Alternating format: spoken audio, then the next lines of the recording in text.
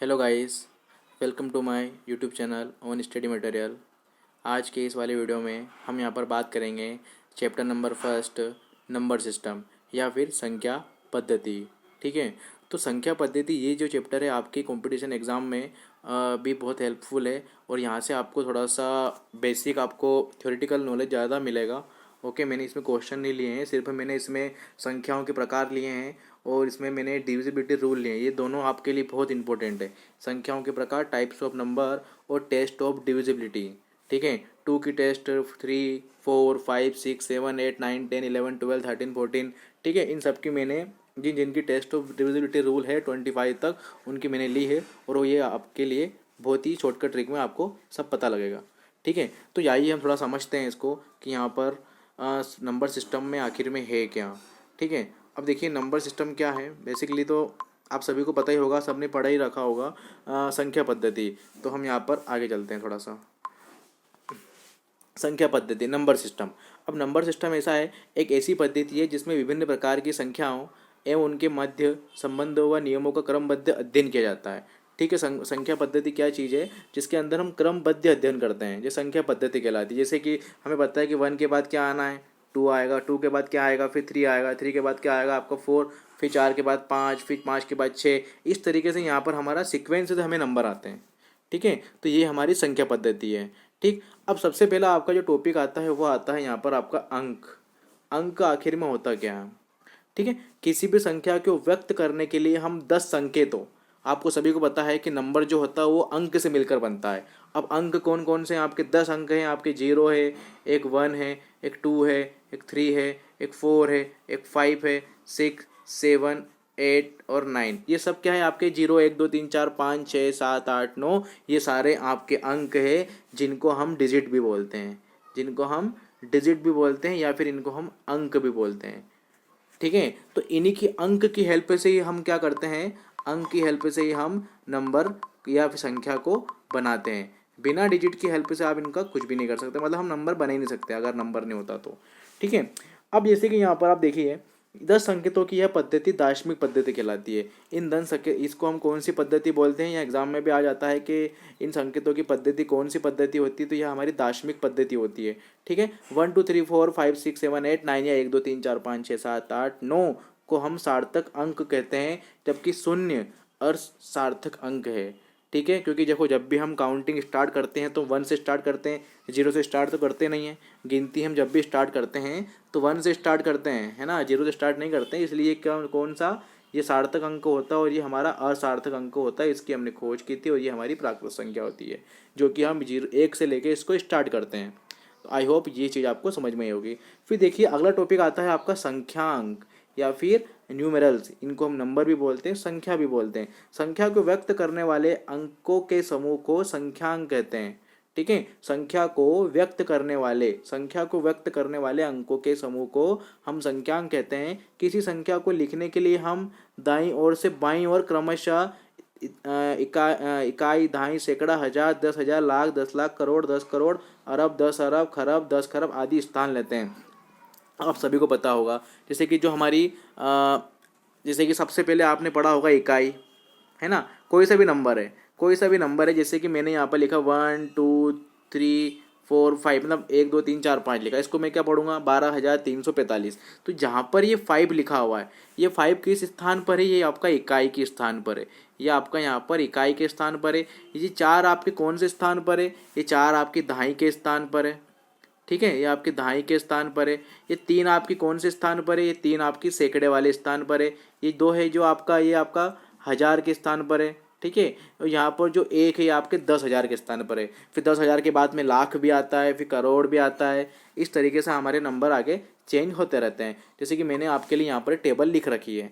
अब देखो इस टेबल में क्या होता है कि यहाँ पर थोड़ा सा सैकड़े से स्टार्ट हो रहा है, सैकड़े। ठीक है, जैसे कि मैं आपको क्या बताऊँ, हाँ, जैसे कि इकाई है।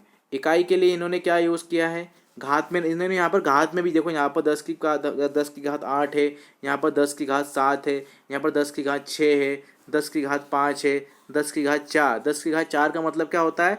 10,000। 10 की घात 5 का मतलब क्या होता है? 1 लाख। 10 की घात 6 का मतलब क्या होता है? 10 लाख। 10 की घात 7 का मतलब क्या होता है? करोड़। 10⁸ का मतलब क्या होता है? 8 करोड़। अब देखिए जैसे कि मैं आपके सामने कुछ यहाँ पर एक टॉपिक, थोड़ा सा टॉपिक ले रहा हूँ। जैसे कि 10 क्या हो गया आपका? 10 होगी जीरो। 10 जीरो, तो 10 जीरो, तो हमेशा 10 जीरो का मतलब क्या होता है? 1 होता है। क्या होता है? किसी भी नंबर की पावर जीरो है ना, किसी भी नंबर की घात जीरो वो हमेशा क्या होती है? 1 होती है। ठीक है। अब यहाँ पर 10 1, अब 10 तो एक ही होगा, मतलब 10 ही होगा। ठीक है। अब यहाँ पर लिखा है 10 2। ठीक है, 10 2 मतलब यहाँ पर आपका क्या हो गया? 100 आ गया। तो ये किसको बताता है? ये आपको बता रहा है इकाई को। ठीक है। ये किसको बता रहा है? आपको दहाई को। ये किसको बता रहा है? आपको सैकड़ा को। सैकड़ा मतलब 100। ठीक है। और यहाँ पर 10 अगर 3 होगी तो 10 3 है तो आपका 1000। देखो यहाँ पर घात 3 है तो 3 जीरो आ रही है, घात 2 है तो 2 जीरो आ रही है, घात 1 है तो 1 जीरो आ रही है, घात 0 है तो यहाँ पर एक भी जीरो नहीं आ रही है। ऐसे भी आप इसको याद रख सकते हो। ठीक है। अब यहाँ पर आपका 10 4 हो जाएगा, तो 10 4 क्या होगा आपका? 1000। ये तो आपका 1000 हो गया। 10 4 क्या हो जाएगा आपका? 10,000। ठीक है। 10 5 क्या होगा? आपका लाख। ठीक, 1 लाख मतलब 1 लाख। ठीक, 10 मतलब इसमें 5 जीरो आ जाएगी। फिर 10 6 क्या होगा आपका? 10 6 होगा आपका 10 लाख, मतलब इसमें 6 जीरो होगी। ठीक है। तो आई होप आपको ये चीज़ समझ में आई होगी। वापस से हम इस टेबल पर चलते हैं। अब यहाँ पर इस टेबल को आप समझ सकते हो। देखो यहाँ पर 10 4 तो यहाँ पर आपकी 4 जीरो आएगी। यहाँ पर आपकी 10 5 है तो आपकी यहाँ पर 5 जीरो होगी। 10 6 तो यहाँ पर आपकी 6 होगी। 10 7 है तो यहाँ पर आपकी 7 जीरो होगी। और 7 जीरो वाले को हम क्या बोलते हैं? 1 करोड़ बोलते हैं। जिसमें 8 जीरो होती है वहाँ पर हम 10 करोड़ बोलते हैं। अरब के बाद खरब, खरब के बाद फिर अरब, फिर 10 अरब, फिर 10 अरब, खरब, 10 खरब। इस तरीके से यहाँ पर हमारा आता रहता है। ठीक है। तो आगे आप इसको देख सकते हो। अब देखो यहाँ पर लिखा हुआ है कि इस प्रकार संख्या, यहाँ पर ये नंबर लिखा हुआ है। ठीक है। 20,87,61,435 को 20,87,61,435 हम पढ़ते हैं। तो इस तरीके से हम नंबर को पढ़ना सीखते हैं। तो ये बेसिक सी चीज़ें हैं। ठीक है। यहाँ पर एक हाथ में भी दी हुई है। ठीक। अब हम आगे बढ़ते हैं। आगे हम चलते हैं। यहाँ पर हम देखते हैं आपका आता है संख्या में अंकों के मान, values of digit in number. ठीक है। अब यहाँ पर कौन कौन से होते हैं? जाति मान क्या होता है? जाति मान को हम फेस वैल्यू बोलते हैं। स्थानीय मान क्या होता है? स्थानीय मान को हम प्लेस वैल्यू बोलते हैं। स्थान का मतलब प्लेस, इसलिए इसको प्लेस वैल्यू, स्थान का मतलब प्लेस होता है इंग्लिश में, तो इसलिए इसको बोलते हैं प्लेस वैल्यू। जाति मान का मतलब जो हमें दिख रहा है, ठीक है, फेस टू फेस, ठीक है, उसको हम जाति मान बोलते हैं। अब देखो यहाँ पर जरा आप बात समझने की कोशिश करना कि किसी भी संख्या के, किसी भी एक मिनट, किसी भी संख्या में अंकों के निम्न 2 मान होते हैं। बिल्कुल सही बात है। यहाँ पर आप कोई सी भी संख्या उठा लो, जैसे कि मैंने यहाँ पर लिखा 1 3 7 5 और 8, तो हमेशा इस संख्या के यहाँ पर 2 मान होते हैं। एक इसका जाति मान है, तो 1 का जाति मान बताया आपको क्या होगा? 1 का जाति मान आपका 1 ही होता है। ठीक है। 3 का जाति मान आपका 3 ही होगा। 7 का जाति मान आपका 7 ही होगा। 5 का जाति मान आपका 5 ही होगा। और 8 का जाति मान आपका 8 ही होगा। ठीक है। अगर जाति मान, किसी भी नंबर का जाति मान पूछते हैं आपसे, किसी भी नंबर में जाति मान पूछते हैं कि 8 का जाति मान बताओ भैया, 7 का जाति मान बताओ, 5 का जाति मान बताओ, 3 का जाति मान बताओ, तो आप यहाँ पर बता सकते हैं कि जाति मान आपका जो नंबर है हमारा वही होता है। जाति मान को हम बोलते हैं फेस वैल्यू। ठीक है। अब किसी भी नंबर की फेस वैल्यू पूछ ले आपसे, समझ में नहीं आया तो इंग्लिश में भी याद रख सकते हो कि इंग्लिश में इसको फेस वैल्यू बोलते हैं। ठीक है। तो यहाँ पर ये चीज़ हमारी समझने वाली है। अब हम थोड़ा सा आगे चलते हैं। और अब इसके बाद आपसे अगर पूछे कि प्लेस वैल्यू या स्थानीय मान क्या होता है, ठीक है, स्थानीय मान आपको बताना है कि स्थानीय मान क्या होता है। अब स्थानीय मान के लिए आप बात याद रखना, जैसे कि मैंने यहाँ पर आपके सामने एक नंबर लिखा, ठीक है, ये नंबर लिखा मैंने 3278। अगर आपसे कोई पूछ ले बताओ कि 2 का स्थानीय मान क्या होगा, तो 2 का स्थानीय मान आपको ऐसे देखना है कि 2 कौन से नंबर, कौन से स्थान पर आ रहा है ना। ये 2 यहाँ पर हमारा सैकड़े पर आ रहा है, तो इसका स्थानीय मान क्या हो जाएगा? 200, मतलब 200 हो जाएगा। या फिर आप इसके शॉर्ट ट्रिक पता लगा सकते हो कि इसके आगे कितनी डिजिट आ रही है। इसके आगे यहाँ पर 2 डिजिट आ रही है, तो यहाँ पर हमारे 2 जीरो आ जाएंगे। 2 अंक आ रहे हैं तो 2 जीरो। अगर आपसे कोई पूछ ले कि 3 का स्थानीय मान बताओ, तो आप क्या बताओगे? 3 का स्थानीय मान कितना होगा आपका? इसके आगे 3 अंक है, तो यहाँ पर आप 3 जीरो लगा दो। ठीक है। यहाँ पर आपके 3 अंक है, तो इसके आगे आपके 3 के आगे आपके 3 अंक है, तो यहाँ पर आप 3 जीरो लगा दो। तो इसका 3 का स्थानीय मान क्या होगा? 3000 होगा। ठीक है। अगर मैं इसके आगे एक और नंबर लिख दूं, बताओ 2 का स्थानीय मान क्या होगा, तो 2 के आगे कितनी जीरो लगा दोगे आप, 4 जीरो, क्योंकि इसके आगे 4 इसे हम शॉर्ट ट्रिक से भी इसको याद रख सकते हैं। तो ये आपका स्थानीय मान होता है।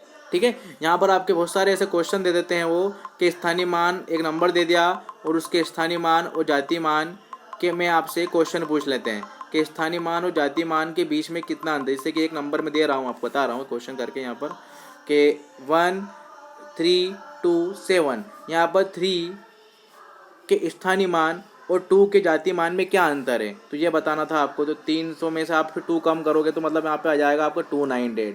तो ये आपका यहाँ पर आंसर है। ऐसे यहाँ पर एग्जाम में क्वेश्चन पूछा जाता है। ठीक है, ये बहुत ही इंपॉर्टेंट कंसेप्ट है आपके लिए, तो यहाँ से भी आप देख सकते हो। अब हम आगे बात करते हैं, सिंपल है ये तो। आगे हम देखते हैं, आगे यहाँ पर आपका आ रहा है कि संख्याओं के प्रकार। आपका जो अगला वाला जो आएगा वो आ जाएगा आपका संख्याओं के प्रकार, कौन कौन से टाइप्स ऑफ नंबर, कौन कौन से हमारे संख्याएं होती है, संख्या को हम क्या क्या बोलते हैं। ठीक है, तो यहाँ पर हम टाइप्स ऑफ नंबर की बात करेंगे, संख्याओं के प्रकार कि कौन कौन से यहाँ पर नंबर होते हैं। सबसे पहले आपको दिख रहा होगा प्राकृतिक संख्याएं, जिनको हम इंग्लिश में बोलते हैं नेचुरल नंबर। ठीक है, तो यहाँ पर हम अभी इसको समझेंगे नेचुरल नंबर या प्राकृतिक संख्या होती क्या है। ठीक, तो यहाँ पर मैं नेचुरल नंबर, तो नेचुरल नंबर वे होते हैं जो हमारे, जैसे कि हम जो गिनती बोलते हैं, हमारी गिनती 1 से स्टार्ट होती है, उन्हीं को हम क्या बोलते हैं, नेचुरल नंबर बोलते हैं। कि वे संख्या जिन्हें हम वस्तु गणना की जाती है। जैसे कोई वस्तु रखी है तो हम उसकी हम हमेशा स्टार्ट कहाँ से करते हैं ना, हम कभी जब भी कोई चीज़ गिनते हैं तो हम 1 से स्टार्ट करते हैं, 1 2 3 4, ये हमारे प्राकृतिक स्वभाव में ही सही है कि हम कोई सी भी चीज़ 0 से स्टार्ट नहीं करेंगे, हम स्टार्ट हमेशा उसको 1 से ही करते हैं। तो बस वही हमारा क्या होगा, प्राकृतिक संख्या होगी, वही हमारी नेचुरल नंबर होगा। ठीक है, और नेचुरल नंबर को हम एन से डिनोट करते हैं, हम इसको एन से प्रदर्शित करते हैं। ठीक है, जैसे कि एन बराबर आपका ये क्या हो जाएगा, समुच्चय 1 2 3 4 आगे चलता ही रहेगा, कभी ख़त्म ही नहीं होगा। और सबसे स्मॉलेस्ट या सबसे छोटी प्राकृतिक संख्या अगर आपसे पूछे तो क्या होगी, सबसे छोटी प्राकृतिक संख्या है आपकी 1। बड़ी का तो कोई लिमिटेशन है ही नहीं, तो बड़ी तो हमारी इनफाइनाइट जाएगी। ठीक है, अगर आपसे पूछे तो आप मतलब इनफाइनाइट अनंत है, बड़ी अगर आपसे पूछें। अगर आप छोटी पूछते हैं तो आप छोटी क्या बताओगे, यहाँ पर आप 1 बताओगे। आई होप आपको ये क्लियर होगा। ठीक है, अब हम आगे बात करते हैं। अब इसके बाद यहाँ पर आते हैं, देखो यहाँ पर एक चीज़ लिखा हुआ है कि शून्य को प्राकृतिक संख्या नहीं माना जाता है, क्योंकि हम संख्या 1 से गिनना प्रारंभ करते हैं। बिल्कुल सही बात है, इसलिए 1 प्रथम एवं सबसे छोटी प्राकृतिक संख्या है। तो जो 1 है आपके सब प्रथम और सबसे छोटी प्राकृतिक संख्या है, शुरुआत की भी यही है और सबसे छोटी भी यही है। आई होप आपको ये क्लियर होगा। और सभी प्राकृतिक संख्याएं धनात्मक होती है, ये चीज़ भी आप यहाँ पर नोट कर सकते हैं कि सभी प्राकृतिक संख्याएं यहाँ पर आपकी धनात्मक होती है। ठीक है, तो हम आगे चल पड़ते हैं। हम अगला आता है आपको सेकंड नंबर वाला, पूर्ण संख्याएं। कि पूर्ण संख्या क्या होती है, whole number. What is whole number, whole number क्या होते हैं। ठीक है, all counting number with the zero, मतलब विथ काउंटिंग, मतलब हम सभी प्राकृतिक संख्याएं जिसके साथ अगर जीरो लग जाता है, जितनी भी हमारे प्राकृतिक संख्या है 1 2 3 4 डैश डैश डैश है ना, इसके साथ अगर हमने लगा दिया जीरो, इसमें मतलब जीरो भी आ गया, जीरो से स्टार्ट कर दिया हमने इसको, तो ये हमारी कौन सी संख्याएं होगी, ये आपकी पूर्ण संख्याएं होगी। पूर्ण संख्या मतलब जीरो लग के ही संख्या क्या क्या हो गया, पूर्ण हो गई। अभी तक वो प्राकृतिक संख्या में अधूरी थी, अब जीरो लगने के बाद क्या हो गई, वो जीरो लगने के बाद वो पूर्ण हो गई, तो ये हमारे यहाँ पर पूर्ण संख्या होगी। ठीक है, तो ये हमारी पूर्ण संख्या होगी। और पूर्ण संख्या को हम यहाँ पर W से डिनोट करते हैं, कैपिटल W से। और उसको हम किससे करते हैं, प्राकृतिक संख्या को, प्राकृतिक संख्या को आप भी किससे डिनोट करते थे, प्राकृतिक संख्या हमारी जो होती है वो हम उसको करते हैं N से डिनोट करते हैं। ठीक है, नेचुरल, N मतलब नेचुरल, और N से ही आपका क्या होगा, हम इसको डिनोट करेंगे। ठीक, अब यहाँ पर जो हमारा ये होता है होल नंबर, होल नंबर देखो W से होल आ रहा है। ठीक है, तो आप इसको याद रख सकते हो कि W फॉर होल, और W से हम इसको होल नंबर को या पूर्ण संख्या को प्रदर्शित करते हैं। ठीक, अब हमेशा अगर आपसे पूछ ले कि पहली और तथा सबसे छोटी पूर्ण संख्या कौन सी है, तो पहली और सबसे पूर्ण संख्या जो है वो शून्य है, वो जीरो है आपकी। ठीक है, अब इसके बाद अगला जो आता है, अगला नंबर का टॉपिक आता है आपका पूर्णांक संख्या है। कि पूर्णांक संख्या क्या होती है, पूर्णांक संख्या को हम क्या बोलते हैं, इंग्लिश में इंटीजर बोलते हैं। क्या बोलते हैं हमारे, इनको हम इंटीजर बोलते हैं। ठीक है, अब पूर्णांक संख्या इंटीजर हमारी 2 तरह की होती है। ठीक है, जैसे कि मैं आपको एक एग्जाम्पल समझाता हूँ अच्छे से। मैं आपके लिए एक लाइन ले लेता हूँ यहाँ पर, थोड़ा सा वेट करना। चलिए ठीक है, देखिए मैंने यहाँ पर आपके सामने एक लाइन ड्रॉ करी, इसका मैंने यहाँ पर एक पॉइंट ले लिया 0, ठीक है। एक तरफ मैंने लिखा 1, एक तरफ लिखा मैंने 2, एक तरफ लिखा मैंने 3 और एक तरफ लिखा मैंने 4, ठीक है। इधर लिख रहा हूँ मैं -1, इधर लिख रहा हूँ -2, फिर यहाँ पर लिख रहा हूँ -3, ठीक है। तो यहाँ पर मैंने एक लाइन बना दी है, लाइन की नंबर लाइन है हमारी, ठीक है, नंबर लाइन है। अब नंबर लाइन में बीच का सेंटर जो है वो 0 है, ठीक। अब सेंटर की दाईं तरफ, दाएं मतलब इसका RHS, ठीक है, दाएं साइड हमेशा क्या होंगे, पॉजिटिव इंटीजर होते हैं, मतलब पॉजिटिव धनात्मक पूर्णांक होते हैं। और इसकी बाईं तरफ, 0 के बाईं तरफ मतलब LHS, लेफ्ट हैंड साइड मतलब उल्टी तरफ, हमेशा कैसे नंबर होंगे आपके, नेगेटिव मतलब नकारात्मक होंगे। और इधर आपके होंगे पॉजिटिव, मतलब ये आपके पॉजिटिव है, धनात्मक नंबर है, और ये आपके नकारात्मक नंबर है। नकारात्मक नंबर के आगे आपको हमेशा माइनस का साइन दिखेगा, और धनात्मक नंबर के आगे आपको प्लस का साइन दिख भी सकता है और प्लस का साइन नहीं भी दिखेगा, ठीक है। तो हमें जो नंबर होते हैं हमारे जो पॉजिटिव रहते हैं ना धनात्मक नंबर, वो हमारे जो पॉजिटिव धनात्मक नंबर है वो हमारे इंटीजर भी हो सकते हैं, और मतलब हमारी प्राकृत संख्या भी हो सकती है और हमारी पूर्ण संख्या भी हो सकती है, ठीक है। और नेगेटिव में यहाँ पर आप देख सकते हो कि सब नंबर के आगे यहाँ पर माइनस लगा हुआ है, तो ये भी हमारा क्या होगा, नकारात्मक पूर्णांक होगा, और ये आपका धनात्मक पूर्णांक होगा। अब यहाँ पर आप पूछोगे सर 0 तो यहाँ पर ना ही धनात्मक है और ना ही पूर्णांक है, ठीक है। ये एक इंटीजर, ये पूर्णांक का एक हिस्सा होता है, ठीक है, यहाँ पर एक हिस्सा होता है पूर्णांक का। अब यहाँ पर आप एक चीज़ है, जैसे कि ये जो नंबर है माइनस का, मतलब -1 यहाँ पर नेगेटिव में, सिर्फ नकारात्मक संख्याओं में -1 सभी से बड़ा है। जो नंबर 0 के ज़्यादा नज़दीक होगा वो उतना ही बड़ा होगा, ठीक है। यहाँ पर 0 बड़ा है वैसे नेगेटिव नंबर से, और यहाँ पर पॉजिटिव नंबर से 0 छोटा होता है, और नेगेटिव नंबर से 0 बड़ा होता है। नकारात्मक संख्याओं से 0 बड़ा होता है और धनात्मक संख्याओं से 0 छोटा होता है। और जो नंबर नेगेटिव में 0 के जितने नज़दीक है तो वो उतना ही बड़ा होगा, मतलब -1 यहाँ पर सबसे बड़ा नंबर है, ठीक है। -1 यहाँ पर सबसे बड़ा नंबर है जितने भी यहाँ पर नेगेटिव नंबर है, अगर आप इसे कंपैरिजन करें। फिर -2 से छोटा होगा, फिर -3 छोटा होगा, फिर -4, ऐसे धीरे धीरे उनका कम होते जाएंगे, ठीक है। अब यहाँ पर आप देख सकते हैं कि पूर्णांक निम्न 2 प्रकार के होते हैं, और पूर्णांक को हम इंटीजर को हम I से डिनोट करते हैं, किससे, I से डिनोट करते हैं, ठीक है। यहाँ पर देख लो ये लिखा हुआ है, पूर्णांक निम्न 2 प्रकार के होते हैं। अब पूर्णांक कौन कौन से होते हैं, एक धन पूर्णांक बता चुका हूँ, और एक और होता है आपका इसके बाद ऋण पूर्णांक। यहाँ पर ये ऋण पूर्णांक प्राकृतिक संख्याओं को, ऋणात्मक संख्याओं को ऋण पूर्णांक कहते हैं। इसके समुच्चय I से प्रदर्शित करते हैं, I मतलब जैसे साइन में लगा हुआ है नेगेटिव, ठीक है। वैसे तो इतना पूछा नहीं जाता है पर फिर भी आप याद रख सकते हैं। अब देखिए शून्य ना तो धन पूर्णांक है और ना ही ऋण पूर्णांक है। ऋण पूर्णांक संख्याओं का मान 0 से कम, तो धन पूर्णांक संख्याओं का मान 0 से अधिक होता है। तो ये वाली बात यहाँ पर आपको क्लियर हो चुकी होगी, ठीक है। अब हम आगे बढ़ते हैं। सम संख्याएं क्या होती है इसके बाद, सम संख्या को हम बोलते हैं इवन नंबर। ये संख्याएं जो 2 से पूर्णतः विभाजित हो जाती है वह संख्या सम संख्या कहलाती है। ऐसी संख्या जो 2 से पूर्णतः विभाजित है, किससे, 2 से, वो संख्या हमेशा सम संख्या होती है। आप याद रख सकते हैं जैसे कि 0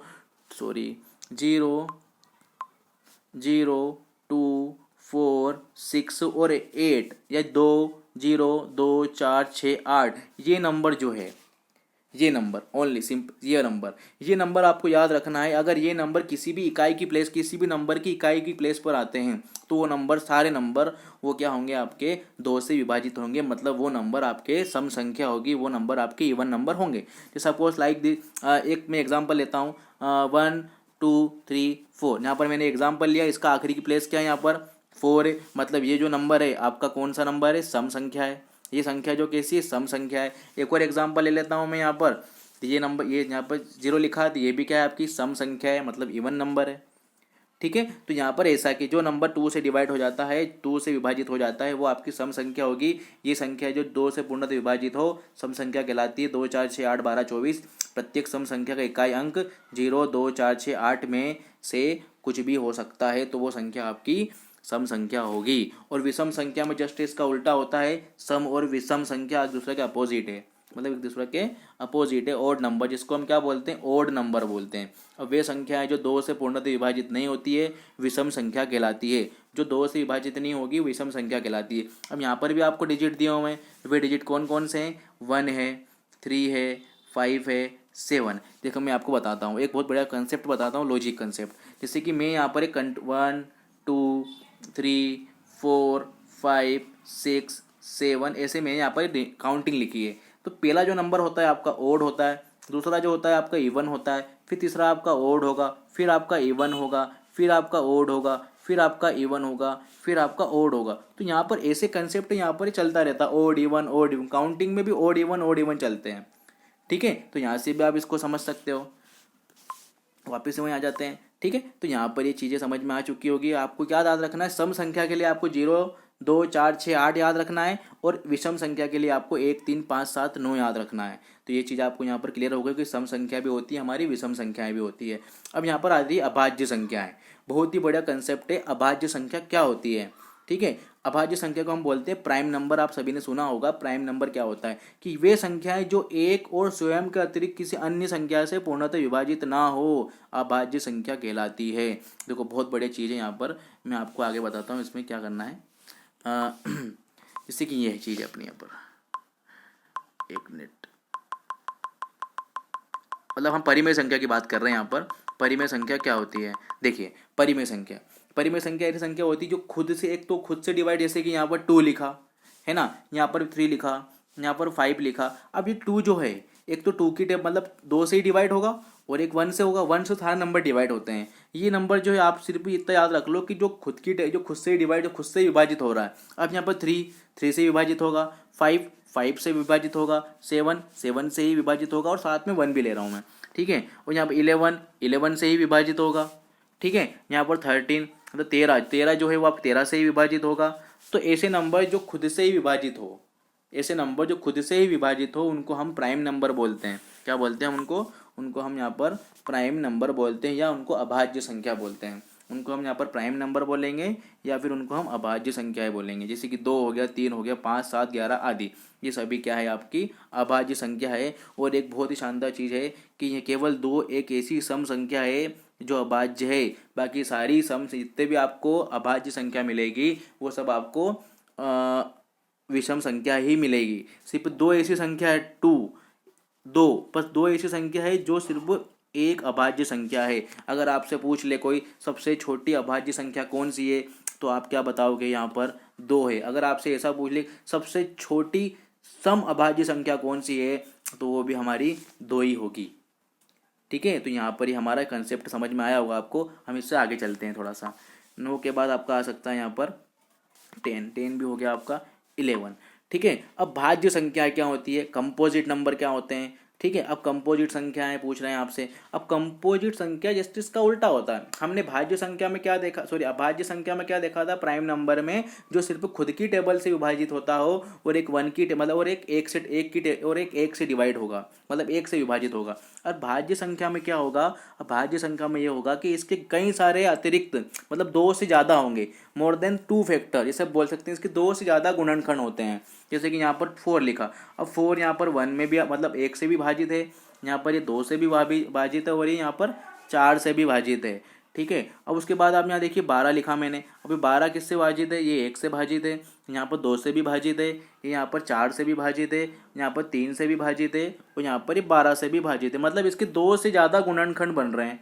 ठीक है, 2 से ज़्यादा बार डिवाइड हो रहा है, ऐसे भी समझ सकते हो आप। ठीक है, तो इनको हम कंपोजिट नंबर या भाज्य संख्या बोलते हैं। ठीक है, अब देखिए आप जरा यहाँ पर हम भाज्य संख्या को समझते हैं कि 2 4 12 16 21 आदि, ये सभी क्या हैं आपकी भाज्य संख्या हैं। ना तो भाज्य संख्या और ना ही अभाज्य संख्या है। हाँ, ध्यान रखना कि 1 ना तो प्राइम नंबर है और ना ही कंपोजिट नंबर है। 1 ना तो भाज्य संख्या है और ना ही अभाज्य संख्या है। भाज्य संख्या सम व विषम दोनों हो सकती है। भाज्य संख्या क्या हो सकती है आपकी, सम और विषम दोनों हो सकती है। अगर आपसे ऐसा पूछ ले कि सबसे छोटी भाज्य संख्या कौन सी है, तो आप क्या बताओगे, 4 बताओगे कि 4 सबसे छोटी भाज्य संख्या होती है। इससे छोटे तो कोई होता ही नहीं है। ठीक है, अब 1 को तो हमने हटा दिया कि 1 ना तो भाज्य ना अभाज्य। 2 तो हमारा सम प्राइम नंबर होता है, मतलब सम प्राइम नंबर होता है। और 3 आपका जो होगा वो भी हमारा प्राइम नंबर है। वो जो 4 आता है 4, वो हमारा कंपोजिट नंबर है, वो हमारा भाज्य संख्या होती है। अब इसके बाद आपका एक और कंसेप्ट यहाँ पर आता है, सहभाज्य संख्या क्या होती है, को प्राइम नंबर्स। बहुत ही बढ़िया टॉपिक, सहभाज्य संख्याएं जिनको हम बोलते हैं को प्राइम। ऐसे 2 या अधिक प्राकृतिक संख्या जिनके जिनमें एक के अतिरिक्त कोई उभयनिष्ठ गुणनखंड ना हो सहअभाज्य संख्या होती है। इनका कहने का मतलब ये है कि ऐसी दो संख्याएं जिनके बीच का एचसीएफ क्या आता हो, आपका 1 आता हो। एचसीएफ समझते हो ना, हाईएस्ट कॉमन फैक्टर, महत्तम समापवर्तक, वो क्या आता है आपका 1 आता हो, वो हमारी सहअभाज्य संख्याएं होती है, उनको हम को प्राइम नंबर बोलते हैं। जैसे कि 5, 9, 11 इन तीनों का आप निकालोगे तो 1 ही आएगा। 16, 21, 65 का आप एचसीएफ निकालोगे तो 1 ही आएगा। इन सभी को हम सहअभाज्य संख्या बोलते हैं जिनका एचसीएफ हमारा, जिनका गुणनखंड सिर्फ इना उभयनिष्ठ गुणनखंड ना हो, मतलब इसमें कोई भी कॉमन ना निकलता हो। ठीक है, जिसमें इसका जो उभयनिष्ठ आएगा वो सिर्फ 1 ही आएगा। उभयनिष्ठ मतलब इसका जो एचसीएफ आएगा वो यहाँ पर 1 ही आएगा। ठीक है, अब यहाँ लिखा हुआ सहअभाज्य संख्याओं का अभाज्य होना आवश्यक नहीं है, तो ये आप यहाँ पर नोट कर सकते हैं कि सहअभाज्य संख्याओं का यहाँ पर अभाज्य होना आवश्यक नहीं है। ठीक है, मतलब ऐसा कोई ज़रूरी नहीं है कि वो प्राइम नंबर ही हो जिनका हमने निकाला है। ठीक, तो यहाँ पर आप याद रख सकते हैं 16, 61, 65, तो 65 हमारा कोई प्राइम नंबर नहीं है, यहाँ पर एक ग्रुप दिया हुआ है। अब परिमेय संख्या, रेशनल नंबर, जिनको हम बोलते हैं रेशनल। अब रेशनल नंबर क्या होती है, देखो ऐसी संख्या है जिनको हम P/Q की फॉर्म में रिप्रेजेंट करते हैं, या P/Q की फॉर्म में जिनको हम लिख सकते हैं। ठीक है, वे संख्या जिन्हें हम P/Q के रूप में व्यक्त किया जा सके परिमेय संख्या कहलाती है। और हमेशा ध्यान रखना है जो Q है ना, Q या नीचे वाला, ये कभी भी जीरो नहीं होना चाहिए। यदि ये नीचे का जीरो हो जाएगा तो फिर हमारा वो डिवाइड ही नहीं होगा, वो हमारा परिभाषित ही नहीं होगा, आगे बढ़ेगा ही नहीं, वो हमारा अपरिभाषित हो जाएगा। ठीक है, आपको ये चीज़ यहाँ पर पता होगी कि हम कभी भी नीचे डिवाइड को कभी भी किसी भी नंबर में आपको जीरो से डिवाइड नहीं करना है। अगर डिवाइड करोगे तो उसका आंसर हमारा अपरिभाषित आएगा। अगर आपका जीरो है ऊपर और नीचे कोई नंबर है तो आंसर आपका क्या आएगा, आंसर आपका यहाँ पर जीरो आएगा। तो आई होप ये चीज़ आपको यहाँ पर क्लियर हो चुकी होगी। और परिमेय संख्या क्या होती है, जिनको हम P/Q के फॉर्म में रिप्रेजेंट करते हैं, जैसे कि 2/3, 5/7, 8/9, ये सभी हमारी क्या है, परिमेय संख्याएं हैं। यहाँ पर 3 जो है वो जीरो के बराबर नहीं होना चाहिए, यहाँ पर 7 जो 0 के बराबर नहीं होना चाहिए, और जो 9 है वो यहाँ पर 0 के बराबर नहीं होना चाहिए। तो ये कंसेप्ट भी आपको समझ में आ चुका होगा। ठीक है, आइए हम आगे बात करते हैं। अपरिमेय संख्या, इनको हम बोलते हैं इर्रेशनल नंबर। वे संख्याएं जिनको हम P/Q के फॉर्म में रिप्रेजेंट नहीं कर सकते, ऐसी संख्याओं को हम अपरिमेय संख्याएं बोलते हैं। ऐसी संख्याओं को हम अपरिमेय संख्याएं बोलते हैं। जैसे कि यहाँ पर P व Q पूर्णांक है तथा P जो बराबर नहीं है, जैसे कि √2 हो गया। ठीक है, जैसे कि √5 हो गया, √7 हो गया, इसके रूट जो करनी 2, करनी 5, करनी 7, तो ये सब संख्याएं क्या हैं आपकी, एक अपरिमेय संख्या है। यहाँ पर नोट डाला हुआ है कि पाई एक अपरिमेय संख्या, क्योंकि 22/7 पाई का यथार्थ मान, मतलब यदि हम पाई को डिवाइड करेंगे ना तो उसका हमें 22/7 का यथार्थ मान नहीं है। जब भी हम इसको डिवाइड करेंगे तो हमें कोई एग्जैक्ट नंबर नहीं मिलेगा। ठीक है, वो हमेशा आगे बढ़ता ही रहेगा, बढ़ता ही रहेगा, बढ़ता है, कभी कभी टर्मिनेट नहीं होगा, वो कभी भी टर्मिनेट नहीं होगा, वो अब आगे बढ़ता ही रहता है, बढ़ता ही रहता है। तो यहाँ पर पाई को हमने क्या माना है, पाई अगर आपसे पूछे एग्जाम में तो पाई आपका एक अपरिमेय संख्या है। ठीक है, अब इसके बाद आती है आपकी वास्तविक संख्याएं कि रियल नंबर क्या होते हैं। तो वे संख्याएं जो परिमेय और अपरिमेय दोनों ही होती है वास्तविक संख्या कहलाती है। तो जितने भी नंबर आपने देखे हैं सारे इंटीजर आ गए, सभी है, सभी हमारी वास्तविक संख्या है, पूर्णांक प्राकृतिक संख्या है हमारी। अपने ये जितने भी आपने नंबर पढ़े, सम संख्या, विषम संख्या, जो भी सब हैं, सभी आपकी प्राकृतिक संख्याएं आती है, इन सभी हमारी वास्तविक संख्याएं हैं। ओके, आई होप आपको ये सब चीज़ें क्लियर हो चुकी होगी यहाँ पर।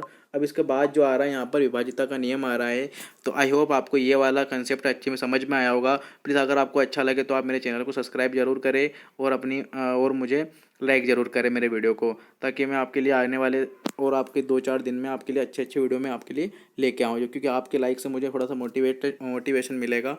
Okay, thank you for watching, और अपने दोस्तों के साथ शेयर भी करें और मेरे चैनल को सब्सक्राइब जरूर करें। बाकी का इसके आगे वाला कंसेप्ट मैं थोड़ा सा कल या इसके बाद आपको डालता हूँ। Okay, thank you for watching.